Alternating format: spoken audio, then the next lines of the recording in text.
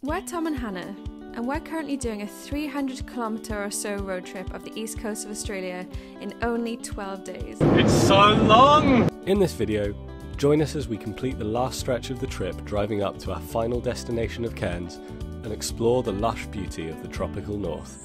We have arrived in the tropical north. Finally, after hours and hours of driving and driving for 2 solid days, we have arrived in the tropical north, which is somewhere we were really looking forward to coming. So you join us as we're in Paronella Park. Yeah, and it's so beautiful so far, so we can't wait to show you around and tell you about it. We arrived just in time for the 30-minute tour that They were doing. like, you have 4 minutes to get to the tour. We were like, ah, okay.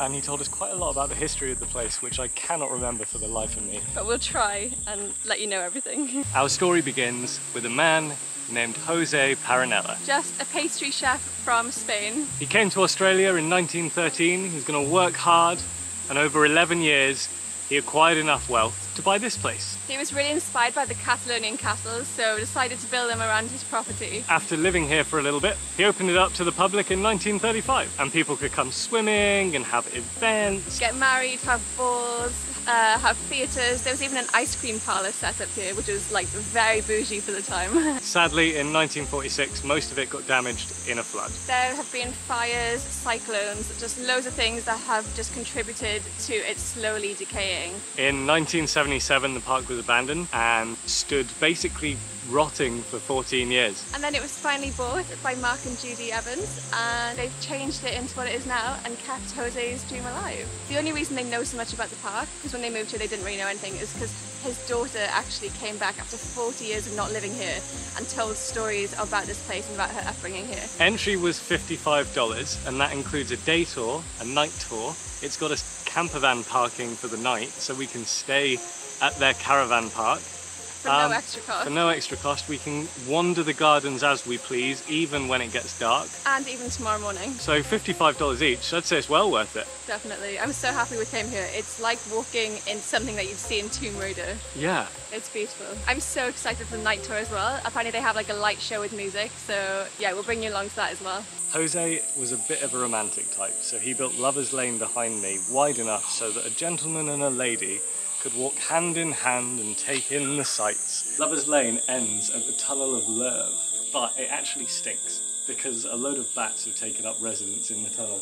One thing I find really cool about this park is that you can see Jose Paronella's fingerprints all over the cement work on all the buildings, and he used recycled train tracks that they used for the sugarcane plantations to build the structural integrity of the buildings, which I just think is so cool.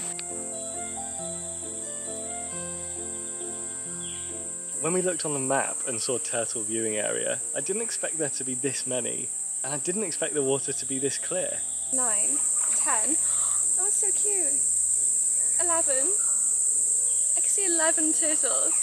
As part of the entry admission, they also give you fish food, so we're gonna go feed the fish. That was kind of terrifying. The sign also says that there might be crocodiles in the area. How cool would it be to see fish, turtles, eels and crocodiles? Another amazing thing about this place is not only can you camp for free if you buy a day ticket, but they'll also book you into the nearby pub if you want to go out for a meal.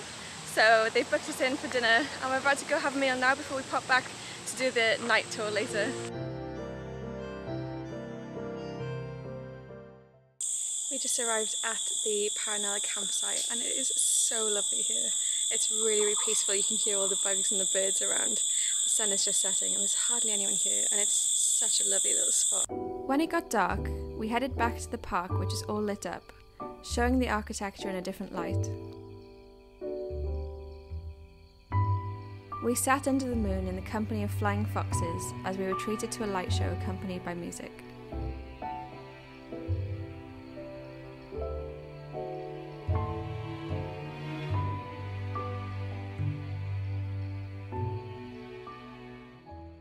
We have just finished the night tour. It was spectacular. So beautiful. I'm so glad we did the night tour and the day tour to compare them, because the day tour was just your normal informative tour. The night tour, you sat down in front of one of the castles and you heard this beautiful classical string quartet music and just saw the castle light up in all the colours. It was so beautiful. Hello! It is our second day in the tropical north area. And this morning we've come to Milla Milla Falls, which is arguably one of Australia's most popular and most photographed waterfalls. And it's also known as the Herbal Essences waterfall because that's where the Herbal Essences famous advert was filmed. So we're going to go check it out and have a little swim. This lush tropical jungle paradise is just not what I expect from Australia at all.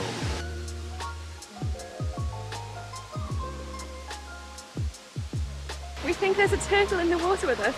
Apparently sometimes you can also see platypus in this water, which would be the cutest thing to see.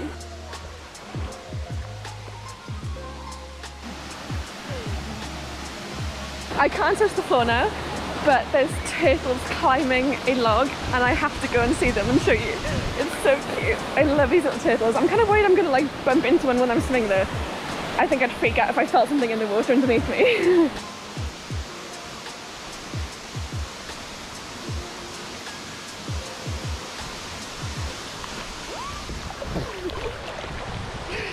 Let's start swimming towards me.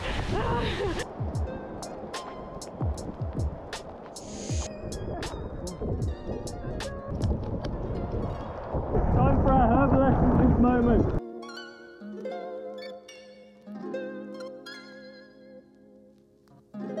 When we went snorkeling the other day with the turtle, I got sunburnt so badly. And this is just so soothing. That definitely lived up to the expectations. It was so beautiful and refreshing. There's something so, I guess like grounding and earthing and like rewilding about swimming in waterfall pools. It just makes you feel so connected and I just love it. That was so nice. We have just pulled up at our accommodation and it is absolutely lush. It's so lovely. It's like a little paradise. It's called the Billabong in Kuranda. I was looking on Wikicamps and I saw it and I was like, yep, that's the one. I didn't even look at any others. There's also more luxury accommodation that you can stay in, like the tree houses or the lagoon side houses. But the real highlight is the saloon style bar. We've just walked into the saloon bar. And obviously because it's in the middle of the day, it doesn't really feel like we should be here. This looks so fun. There's even like a country dancing stage. Oh no. I can really see why people hire this out for weddings because it's not only so beautiful with the lake and everything, but it's got a saloon and a dance floor. It's so cool. We're making pancakes. Breakfast for dinner is the best kind of dinner.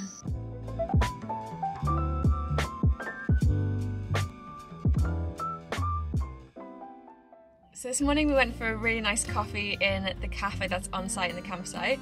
Such a cute little cafe. There's tons of plants and vinyl and hammocks. And on Wednesday nights they do a pizza and vinyl night, which just sounds amazing. I'm really sad that we missed it. So now we've driven to Kuranda and we've got a really fun-filled day ahead, so I'm really excited to bring you guys along with us. It's also our last full day in the van. Tomorrow we're dropping it off in Cairns and flying to the Sunshine Coast to see Hannah's brother and his girlfriend. So excited! We're just going to go and explore the village for an hour before the famous Heritage Rainforest markets open, and then we're going to go check that out. I'm still so burned. Ow.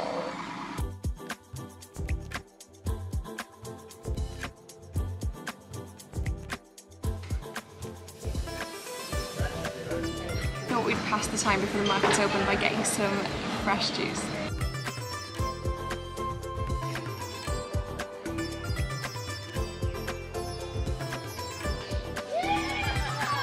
So the market was opened in 1978 by a group of hippie arts and crafts people, and you can really tell there are so many arts and craft shops and independent artists. It's really cool.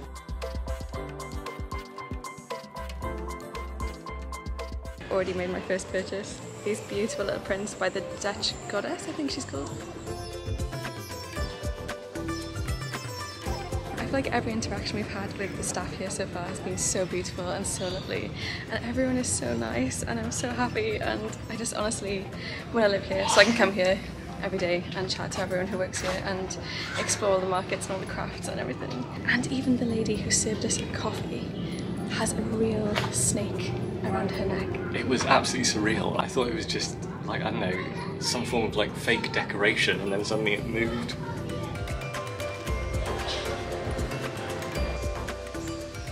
Right next to these markets is this random plane crash, but don't worry, it didn't crash here. It took part in a film called Sky Pirates, in which it crashed into the Great Barrier Reef, and then it was transported here. I completely recognise that it's quite touristy here, but nonetheless, I have fallen in love with this place. I think out of everywhere we've been in Australia so far, this is where I could genuinely see myself settling. Well, at least for a little bit. So we've just driven about 10 minutes away from Kuranda to Rainforestation to take part in the Big Nature package. The Big Nature package includes an Aboriginal experience, access to their koala sanctuary, and a amphibious vehicle experience. So we're going on a World War II vehicle which can also go on water, which should be quite interesting. It's about 3 hours for all those experiences and it cost about $59, which we thought was pretty good. We're going to be going on one of those in a sec. We've just checked in, we've been given an itinerary for the day, and our first thing is the army duck.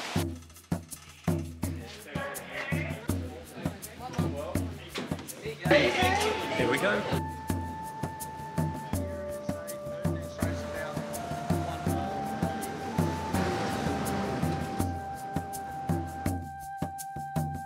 Full metallic starlings right at the back there.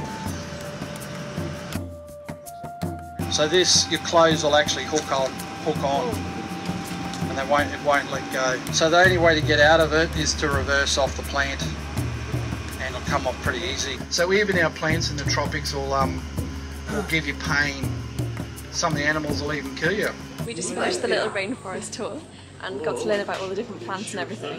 And oh my gosh, there's this one he was talking about. It's nicknamed the suicide plant because if you brush up against it, you can be in agonising pain for up to 30 years. So people just can't handle it. Australia, where even the plants want to kill you. So we're currently in the wildlife section and there are tons of native Australian wildlife. And we've just seen a little wallaby. Hello. I think it might be a wallaby. There are kangaroos, wombats, koalas. It's great. Finally seen a crocodile. And it's terrifying. Huge. I don't know if I'm just being naive, but I did not expect crocodiles to be that big. Like seeing it from above now, like really put into perspective how they can take down like wild buffalo and things like that, and just basically eat humans whole, because that is a big boy. So this guy's name is Jack, nicknamed Jack the Ripper, because he killed 12 of his girlfriends, other saltwater crocodiles. Clearly he just prefers that bachelor lifestyle.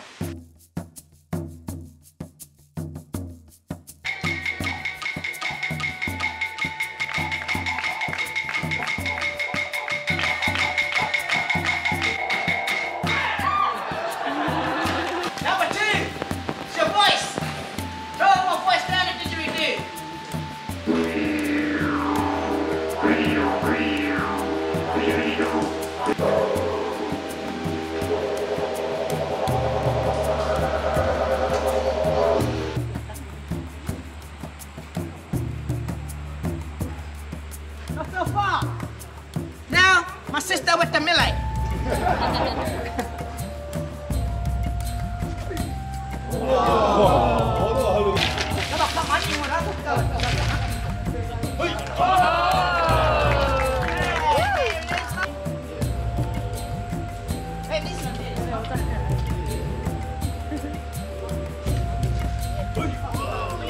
Click the wrist and bring the wrist. Green tree, the green one.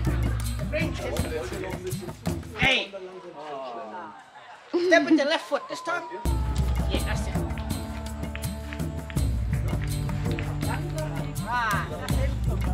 Right, that's it. Now spin. Hey. Right. Got power, that's right. Hey. So we have learnt that we're both not very good at throwing boomerangs. I think back in the day, if we were like hunter-gatherers, I think we'd both be gatherers, not the hunters, that's for sure. Yeah, if we were hunters, we'd both be dead. Oh yeah, we'd stop. But it's been a really, really nice afternoon. I've really enjoyed it. The last place we have come is Barron Falls, just to check it out very quickly before we head to Cairns to drop the camper van off. We originally weren't going to come and see it, but a lady in Kuranda recommended that we go and at least check it out. So here we are. The walk is 1.3 kilometres return and it's wheelchair accessible. What's rustling around in the bushes?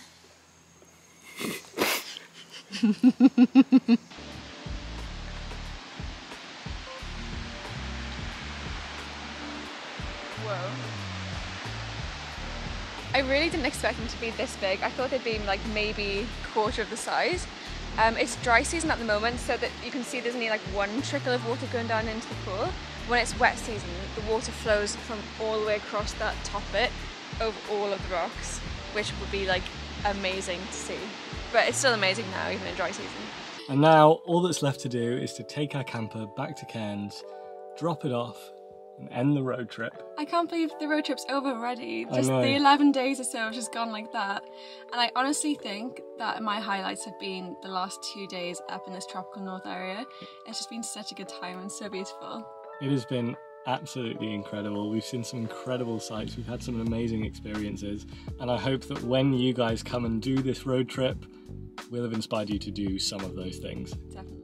We spent our last week in Australia with my brother Ben and his girlfriend Ellie in the Sunshine Coast. We had planned on filming more, but we were too busy catching up after ages apart. So the next time you see us, we'll be back in the UK for Christmas.